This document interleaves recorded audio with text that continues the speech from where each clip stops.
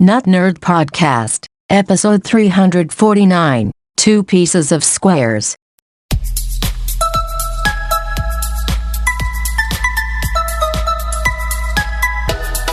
Welcome to the Not Nerd Podcast. I'm Nate Heath, and we are here to help you tech better. Here with me, as always, Mr. Dave Baylor. Yes, and this time you're the one who is calling from parts unknown. Yes. Full transparency, we like to let our listeners know what's going on. I want to apologize, not for vacation scheduling issues, but that you're seeing vacation mustache. Oh. That's, I apologize that it is not in its fully waxed form. It is a little, how shall I say, unkempt. Yes, at yes. the moment. We're over in Sun River, Oregon, near Bend, and my niece, who was here for a couple days, kept telling me, who has very thick, long hair. She's 6 years old, same age as Isla, but she kept telling me that I needed to brush it out and that I was going to be in trouble if I didn't brush my hair out. Yeah, so, she knows. She's got long hair. She knows what's up. Yes.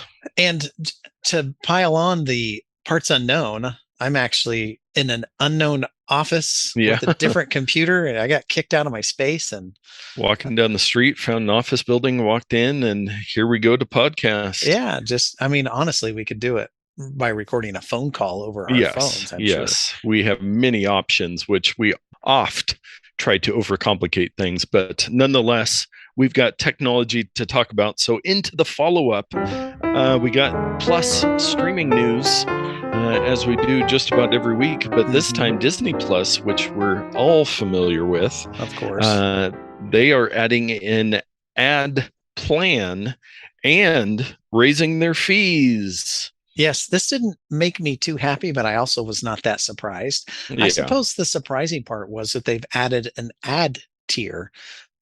It seemed like maybe that they didn't need to do that because they're Disney, but I guess they have to. And I'm not too excited to pay more. And honestly, we need to get on a schedule with our family where we have like maybe 2 services going, and then maybe we shut those off and then start 2 new services and kind of rotate through the year, because we don't really use all of them all year long. But I think that these streaming services are relying on the friction that's involved with turning their services on and off. Most people like me so far just leave them all turned on, and if you watch them, great. If you don't, you don't. Yes, and I'm still holding strong. A couple months ago canceled my Disney Plus and Netflix, and I've not gone back to either. Now at the vacation home we're renting, they do have some random Netflix account signed in on the TV, so we've been watching some Flora's Lava and Is It Cake? But yeah, so we're getting our Netflix fix. But yeah, so the Disney Plus Basic is the plan with ads that will launch December 8th for $7.99 a month.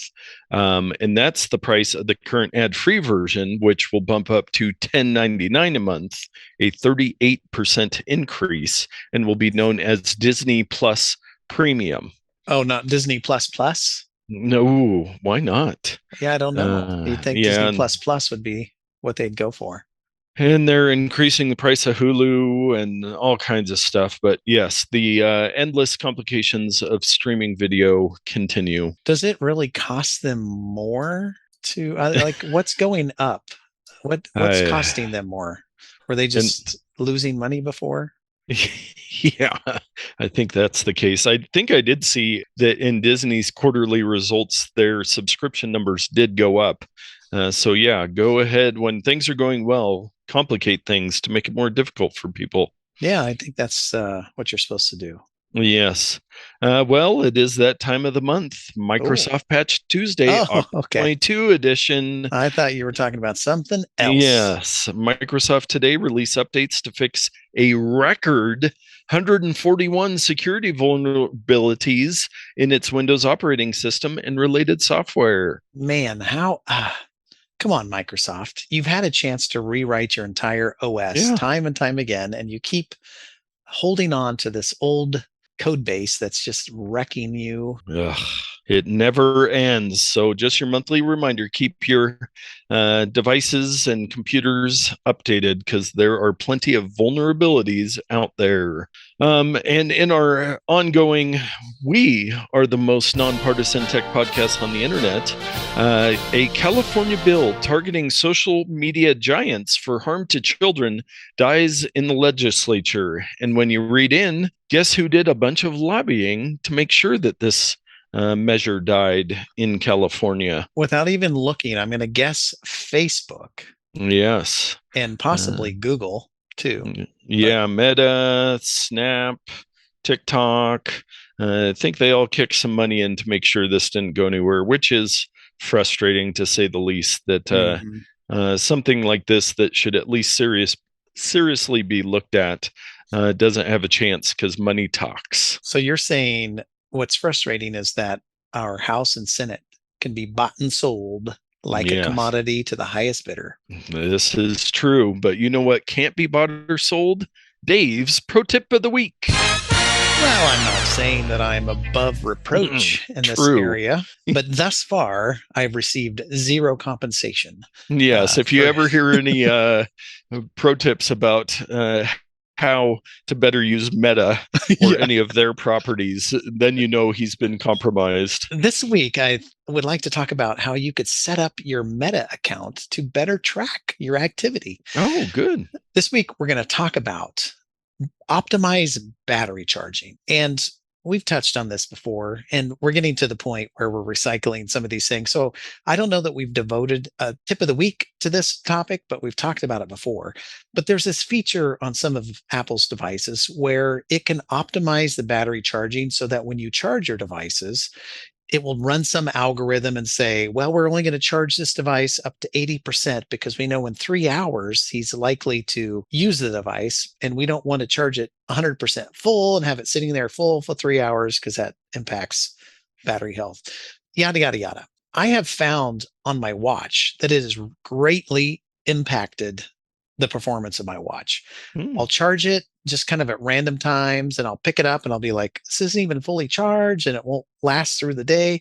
So I turned it off on my watch, but I left it on for my phone because my phone is more regularly charged overnight. Whereas my watch, I wear it to bed. And sometimes when I wake up, I charge it. Sometimes I forget. Sometimes I charge it at night before I go to bed. It's kind of all over the place. So if you're experiencing the same phenomenon, you may want to adjust your settings on your watch or even maybe your phone to disable optimize battery charging. And Apple's made it easy in this case. On both devices, your watch and your phone, you go to the settings application. There you will find a battery health item. And on the next page, there's optimized battery charging, and you can just simply toggle it on and off. And as a bonus, you get some neat little charts and graphs that show kind of how your battery's been used and when it was charged last. And it can be useful information. But I have, even just the day or two that I've had this off for my watch, I've noticed, oh, it's got plenty of battery in it because it's charging fully versus kind of guessing when I'm going to need it charged fully. So if you're in a similar boat, that's what you do. And I even took the time to look to see if this feature was on the iPad, and I could find no information in my settings about optimizing the battery health. And I think it's because people use iPads more like a computer. It's plugged in when it's plugged in. It's not when it's not. It's not like the phone where you're constantly taking it with you and parking it by your bedside at night and picking it up in the morning. It's kind of a little bit different use case. Now, Nate, do you have optimized battery settings set up on your devices? I do. I just checked on my phone. I have it on there. I need to check my watch because I might do the same thing because my watch charging, like you, is not as consistent. And sometimes I do notice battery life issues. So I might just let it do the old-fashioned way on my watch. Yeah. And my watch health, I bought this watch used, and it's about 90%. So it's only charging up to 90% of its original capacity, which gives me a few minutes less each day for a charge. And so I feel like charging up to 100% when I want it to be charged to 100% really makes all the difference. Yes. Good call. Well, on to our takes of the week. I know you were probably watching, Dave, every moment of it. The Samsung Unpacked event, which I think they have multiple Unpacked, but this one they had the Galaxy Z Fold 4, the Flip 4, the Galaxy Watch 5, and more. So I think they had some new earbuds, but they announced their two kind of flagship fold phones, the Z Fold 4 and the Z Flip 4. And I took the time to watch a couple of those videos that do the whole event like in 2 minutes or whatever. Nice. And there were a couple of YouTubers that I watched regarding these. Now, I am a big fan of these folding devices. Yeah. I'm not a big fan that they run Android or that they cost so much money. Yes. So you won't be seeing me getting one of these anytime soon. And if I were to get anything, it would be Microsoft's Duo. I think that's what they call it. Yeah. The little hinged device with two screens on either side of a bezel, whereas Samsung's devices are a continuous screen. Yes. There's no two screens. It's just one continuous screen. So I like this concept, and I can see myself running around at work on a busy day, whipping out my foldable device, doing a bunch of jump desktop or whatever I'm doing, folding it up, sticking it back in my pocket. This is the life that I want to lead. Yes. But sadly, Apple does not yet make any type of foldable device. And so I'd have to use Android. That would probably be okay. If these were within a price range that I could afford, I might pick one of these up, especially the little flip. Yeah. It's like the square that flips open into like a rectangle. Oh, it's so cool. Yes. And I think so the Flip 4 is one that is a half size phone that folds to a full size phone. Mm-hmm. And the Z Fold 4 is a full size phone that folds into a double size phone. It's like a miniature tablet. Yes. And that one starts at $1,800, while the Flip starts, I believe, at $1,000 to give some numbers to your price stuff. And I have heard that from the couple people talking about it this week that the screens have gotten much better. You know, the first ones, it was like you folded it a couple times and it was like broken or these weird issues with it. They have gotten better. I mean, you can pretty much guarantee, yes, that Apple is working on something like this. They, as per usual, they're just not ready to announce it, which I will remind people, we're August 16th as we record this. So we're in about a month's time frame for Apple's fall event where they should release or announce their new phones. So we've got that coming up. Just as a precursor to that, are you going to stick with your same size, or you want to go bigger, smaller? What are you thinking? Are you keeping your same phone even? I mean, I know you're on that's not happening. I'm on the upgrade plan. I did see some rumor that maybe, again, the max size phone will have a slightly better camera than the normal size. So I might go back to the bigger. We'll just have to wait and see what they announce. Yeah. I'm thinking about scaling down a little bit to the regular size one. We'll see. Yes, we just keep flip-flopping back and forth. But I still have not heard from a single listener that's on Android. But if you're interested in this stuff, they've got the Watch 5, their new earbuds, the flip phones. If anybody gets one, please let us know, and we'll have you on the show to talk about it. And I was thinking about that actual thing that you said. I think we need to bring on a new or a listener each week or every couple of weeks. Yeah. If you're interested in being on the show, let us know, and we can have a small little segment. Maybe it'll be pre-recorded separately from the rest of the show. Yeah. But that might be fun. Yes, and I was told today that my daughter has a pick of the week that she will be joining us for soon to give a little review. So look forward to that. Well, this one I saw a couple stories on. LinkedIn rolls out new tools for creators, to which I said, LinkedIn, just do what you do. You don't need creators and influencers. And I saw one article talking about how these LinkedIn creators are being hired to do promos for like hiring for companies. And they're going to mess it up. They're going to break it. They're going to do to LinkedIn what Meta, Facebook did to Instagram. Yes. Yeah. I don't know. LinkedIn, it's good for what it is. And I don't spend a lot of time on there. I'll go on every once in a while and scroll through, or if I get a notification or a connection request, whatever they call it. But yeah, I just don't need a bunch of creators doing TikTok videos on LinkedIn. That'll make me visit it even less. Yes, yes. Well, I believe this past week, I didn't see a ton of stories where the Black Hat Hmm. conference, security conference in Las Vegas, but one of the stories I saw, researcher hacks Elon Musk's Starlink system with $25 homemade device. Yeah, this is crazy that something like this could even be possible. Yeah. So be careful out there.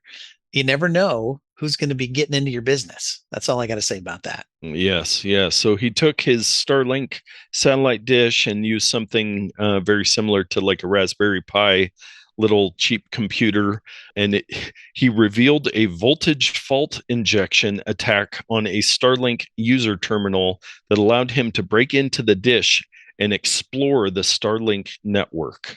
As one does. Yes, yes. So he did do it the correct way, and announced it at the let Starlink know, and kind of presented it at Black Hat. Yeah, it's crazy what people with a little bit of hardware and a little bit of time can figure out. And not to be outdone, it looks like Zoom also has a bunch of exploits that people can take advantage of. Yes, yes. Zoom has released a patch for its Mac app, fixing a vulnerability in its automatic updating function that could grant macOS root privileges to an attacker. So this was at DEF CON. That's Yeah. the other one. Black Hat and DEF CON are the two conferences. And now the name on this rang a bell. Patrick Wardle. And I was like, Wardle, that's the guy that created Wordle. Yeah. But no, Patrick Wardle of Objective C, a security like research firm, his cousin is the one that invented Wordle. So the Wordle family is really, really into the technology. I So guess so. Yeah, you would imagine that if there's one guy with that last name, there might be more. So, yes, but the difference here is that Wardle told Zoom about this several times, and they yes, neglected to do anything about it. Whereas the Starlink one, I'm sure they're fixing it the first yes, they heard yeah, about it. So this isn't the first time Zoom's been in hot water with the Mac, because they left a back door open on one of their installers early on to make it easier to upgrade. yeah. Well, it's that spectrum of security and convenience. It was very convenient for them to leave this back door open, but the security implications were enormous. Yes. Yes, indeed. And well, back to space for our bonus odd take this week. I found a fun little website, and we might have mentioned this one before. I don't know. There's been so many bonus odd takes. The URL is how many people are in space right now.com. So if you go to the app, it brings you a beautiful picture. It looks like of Earth from space, and just the big numbers 10, or the number 10. So there are 10 people. And then if you scroll down the page, it tells you who is in space. Yes. There are many that have been there for 279. Caleb Barron, Matthias Moorer, Thomas Marshburn, Raja Shari, and then some that have been there 516 days, 305 days. And they even have an app you can download on iOS in case you need to know at any time an immediate update of how many people are in space right now. I can't imagine the necessity of having an application that just lists a number and a couple names. It's like the Yeah. website's fine, guys. We don't Yes. need an app. Yeah. Bookmark it. You'll probably be okay. How often do you need to know this? Or just Google it, and Yes. probably Google will come up with the number too. So, but it is interesting, and I'm digging the picture that they have there. Yeah. What are your thoughts on this picture? Is it real? Like, are there actual people in space? I don't know. It's hard to prove. I haven't seen the evidence that I need, but it does say at the bottom that this site is powered by High Fives and Brad Eschbach, design and code by Joshua Hathaway. So thanks, Brad and Joshua and High Fives, for bringing us this great little gem on the internet. And they might want to update their copyright at the bottom of the page. It's currently copyright 2020. Yikes. Yes, it is time for an update. And you know what else it's time for? Our picks of the week. So I've been looking at this pick for a while, or at least something like it. On my bedside, I have a little Anchor circle looking thing that's an inductive wireless, quote, wireless charger that I set my phone down on at night, and it wirelessly charges my phone. It's very handy. If I need to grab my Yeah. phone quickly, I can grab it without pulling wires out of the wall or anything like that. The bad thing about it is when I got the iPhone 13 Pro Max, flexing a little bit there, Yes. the camera sensor bump was enlarged from the 12. Uh, When I put it on there, it doesn't align with the magnetic coils as nicely as the iPhone 12 did. And so it's always kind of a not exactly aligned. Several times I've woken up where the phone has not charged over the night. It's like at 12% or something like that in the morning. And I'm like, what's happening? And I said, I need to MagSafe in my life. And I've been looking at some of those where there's like a stem and you put your watch on it and your phone and all that stuff. Well, I decided, because I'm cheap, I wanted to get a combination bedside solution and travel solution. And so I went with the magnetic wireless chargeable foldable 18-watt fast MagSafe charger. This device is not unlike the one that Apple sells for $120, but my version cost a lot less. So imagine, if you will, two pieces of squares with a hinge in the middle that flop open and closed. On one side is a little puck you can lift out to charge your watch. On the other side is a MagSafe inductive charger that snaps right onto the magnet on the Nice. back of your phone. And on the opposite side is just a standard non-MagSafe inductive charging unit. Oh, If okay. you want to charge another device while it's folded up, just for easy access. Other devices will charge on the MagSafe mat as well. I don't know why they went through the extra trouble to make it double-sided, but maybe that's just the nature of the coil inside. Yes. Anyway, I've only had this for a couple days and it works fine. And I'm looking forward to using this when I travel, because I can simply take this small little item and it will charge my watch, it'll charge my AirPods, it'll charge my phone, and any other inductive capable Nice. device, somebody's Android phone or whatever. But the price was so much less than Apple's solution. It retails for $24.64, but the last time I looked, there was a little 10% save 10%. I think I paid 23 something for this item. So very cool. Yeah, it looks like it's $28.99 currently, but oh, that is a nice little device there, and I might have to pick one of those up because, like came up before, my travel tips, I unplugged my 6-port USB thing from next to my chair at home and throw it in my bag and bring it with me, and I have this squid pile of cables, yeah. way more than I need. So this would make it much simpler for just to have something to charge everything that you can magnetically or Yeah. wirelessly. And the compact size is what got me. It doesn't take room on my Yeah, counter by my bed, and in my bag, it's very small. very cool. Well, my pick of the week, I might have made this pick on a previous vacation because that is the time that I decide to do lap swims. But and I know we've talked about the Apple Watch a million times and the activity stuff, but the pool swim workout on the Apple Watch, I wear my watch, go swimming with my dad in the morning. It is pretty impressive. This morning, I swam for 59 minutes and 17 seconds Wow. for a distance of 2,450 yards.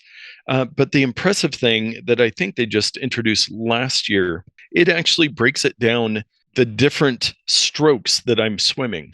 So I swam almost all of it freestyle, but kind of at the end, I swam a little backstroke and a little breaststroke. It broke that out. How do it know, man? I don't know. The movement of your arm, it figures out. And so it's really nice. Just to, I mean, I don't have to do anything. Keeps track of your heart rate. You can do splits and sets and all that stuff. Yeah, man, just being able to have that information and not have to count, because I lose count while I'm swimming. It's like, how many did I do? And my dad, he's counting every single one because he swims all the time. And then I'm like, oh, I just look at my watch. And but yeah, man, it's really cool that it can break all that information down for you. How many calories, heart rate, laps, pool length. You put the pool length in there, and then it calculates based off that. But even like I walked half a length, and it calculated that and took it off my yards. And Wow. it is really impressive what they can do with the sensors and the technology they have on the Apple Watch. More impressive, I had no idea that your dad was a swimmer too. Is that how you Yes. got interested to begin with?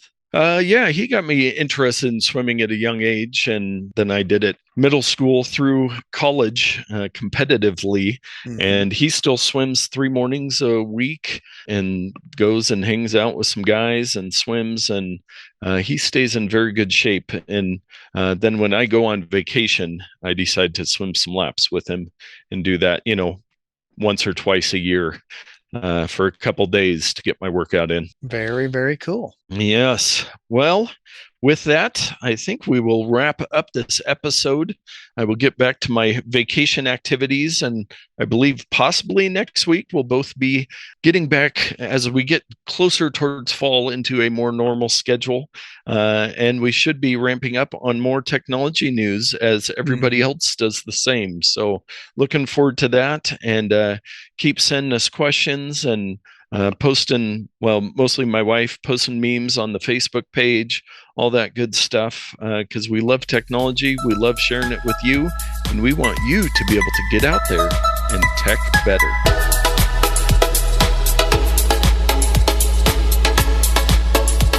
It could even be possible. So Yeah. It's, keep your, I was gonna say some wonderful thing. You got it?